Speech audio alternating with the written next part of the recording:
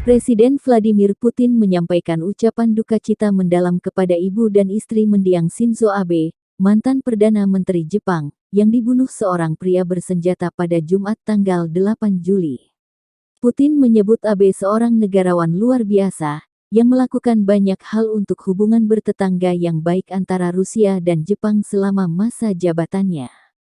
Putin mengungkap pengalaman pribadinya menjalin hubungan dengan Abe. Putin menyebut Abe politisi Jepang sepenuhnya menghargai kualitas pribadi dan profesionalnya. Kenangan indah dari pria luar biasa ini akan tetap abadi di hati semua orang yang mengenalnya, kata Putin dilansir Tribun Timur dari Russia Today. Abe diserang saat kampanye rapat umum pemilihan di kota Nara, Jepang Barat. Dia tiba di rumah sakit tanpa tanda-tanda vital dan dinyatakan meninggal akibat kehilangan darah tak lama kemudian. Pelaku ditangkap di tempat kejadian setelah menembakkan senjatanya 2 kali.